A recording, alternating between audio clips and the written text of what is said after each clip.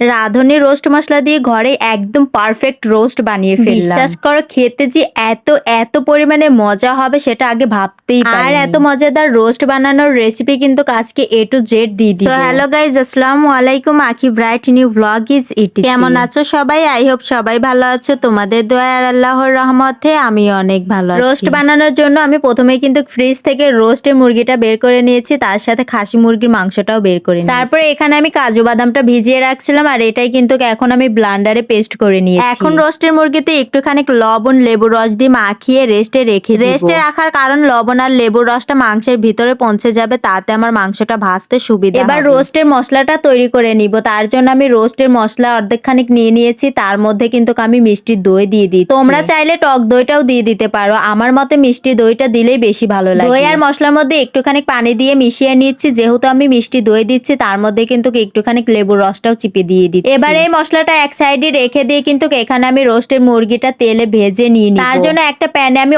অনেকটা তেল দিয়ে দিয়েছি, আর এক এক করে সেই রোস্টের মুরগিগুলা দিয়ে দিচ্ছি। রোস্ট বানানোর জন্য এখানে কিন্তু আমি প্রায় 1 কেজির মতন সোনালী মুরগিটা নিয়ে নিয়েছি, আর সোনালী মুরগি দিয়ে রোস্ট বানালেই বেস্ট। রোস্টের মুরগির মাংসটা কিন্তু ভাজা হয়ে গেছে, এবার আমি এক এক করে তুলে নিয়ে নিচ্ছি। সেই তেলের মধ্যেই আমি দারুচিনি এলাচটা দিয়ে তারপরে কিন্তু পেঁয়াজের পেস্টটা আমি দিয়ে দিচ্ছি। পেঁয়াজের পেস্টটা কিন্তু বেশি করেই দিয়ে দিতে হবে, তার মধ্যে আদা রসুন বাটাটাও দিয়ে দিচ্ছি। এখন একটুখানি নেড়ে চেড়ে নিচ্ছি। আমার মনে হচ্ছে যে পেঁয়াজের পেস্টটা একটু কম হয়েছে, তার মধ্যে কিন্তু আমি আবারও পেঁয়াজের পেস্টটা দিয়ে দিই, তার সাথে পরিমাণ মতন লবণ, আবারও আমি একটুখানি আদা রসুন বাটাটা দিয়ে দিয়েছি। এই তো সেই কাজু বাদামের পেস্টটাও আমি দিয়ে দিয়েছি, আর বাটি ধুয়ে একটুখানি পানিও দিয়ে দিলাম। এবার আমি সবকিছু কষিয়ে নিই। বাদামের কাঁচা গন্ধটা চলে গেলেই কিন্তু আমার সেই বানানো স্পেশাল মশলাটাও এখানে দিয়ে দিতে হবে। মশলার বাটিতে একটুখানি পানি দিয়ে বাটিটা ধুয়ে কিন্তু মশলার মধ্যে পানিটা দিয়ে দিয়েছি। এবার ধৈর্য ধরে অনেকক্ষণ মশলাটা কষাতে হবে, এই জন্য আমি ছোট বোনের কাছে দিয়েছি, বলেছি যে আমার অত ধৈর্য না, তুই মশলাটা একটু কষিয়ে দে। মশলাটা তো খুব সুন্দরভাবে কষানো হয়ে গেছে। এবার এক এক করে সেই রোস্টের মুরগিটাও তার মধ্যে দিয়ে দিচ্ছি। মশলার মধ্যে তো একটুও পানি ছিল না মাংসটা কষানোর জন্য, তার মধ্যে আমি একটুখানি পানিটা দিয়ে দিই। রোস্টের মাংসটা আমি কষাতে দিয়ে এখানে কিন্তু আমি খাসি মুরগির মাংসটা রান্না করতে চলে এসেছি। শুধু রোস্ট দিয়ে তো আর ভাত খাওয়া যাবে না, এই জন্য আমি খাসি মুরগিটা রান্না করে নিচ্ছি। এখন কিন্তু আলু দিয়ে আমি খাসি মুরগিটা কষিয়ে নিব। মাংস রান্না তো কম বেশি তোমরা সবাই পারো, এই কারণে কিন্তু আমি মুরগির মাংস রান্নাটা দেখালাম না, শর্টকাটেই করে খাসি মুরগির মাংস রান্নাটা আমি চুলায় রেখে এই ফাঁকে কিন্তু রোস্টের মধ্যে কাঁচামরিচটা দিয়ে দিচ্ছি। রোস্টের কাঁচামরিচ সিদ্ধ করার জন্য এখানে কিন্তু আমি কিছুক্ষণ ঢাকনা দিয়ে ঢেকে পানিটা শুকিয়ে কষিয়ে নিব। রোস্টের গা থেকে যখন পানিটা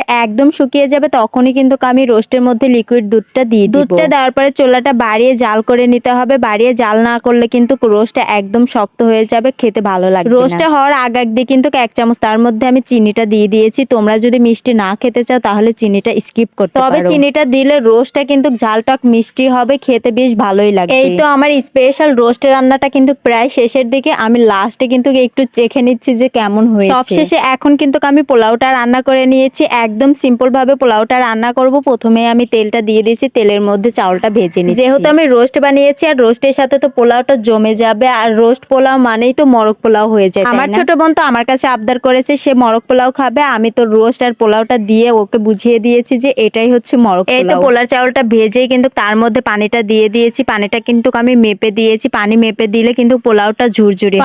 ফাইনালি আমার রান্না বান্না কিন্তু একেবারে কমপ্লিট হয়ে গেছে। এখন কিন্তু আমি রোস্টের উপর দিয়ে বেরেস্তাটা দিয়ে দিচ্ছি। তারপরে তো পোলাওয়ের উপর দিয়েও কিন্তু আমি বেরেস্তাটা দিয়ে দিচ্ছি এক এক করে। এখন আমি তোমাদেরকে দেখিয়ে দেবো আজকে বাসায় কি কি রান্না করা হয়েছে। প্রথমত রোস্ট, পোলাও, খাসি মুরগির মাংস, সাদা ভাত সবকিছু মিলে আজকে আমাদের দুপুরের খাবার। এখন চিন্তার বিষয় দুইটা রাং কার কার কপালে জুটবে। প্রথমত রোস্টের একটা রাং উঠালাম, কাকে দিব আমি আমার প্লেটে নিয়ে নিলাম। তারপর আরেকটা আমার ছোট বোনকে দিয়ে দিলাম, ও খেতে চেয়েছিল বলে। আর তোমাদের ভাইয়াকে কিন্তু পাখার অংশ দিয়ে দিয়েছি, বলেছি তুমি দুইটাই ভাগাভাগিটা শেষ করেই কিন্তু আমরা খাওয়া দাওয়াটা শুরু করে দিয়েছি। তো এখানে আমরা খাওয়া দাওয়া করতে থাকি। তোমরা এরকম আরো নিউ ভিডিও পাওয়ার জন্য আমার চ্যানেলটাকে সাবস্ক্রাইব আর পেজটাকে ফলো করে রাখো। এ পর্যন্ত শেষ করছি। Thank you so much. ভালো থাকবে সবাই। আল্লাহ হাফেজ।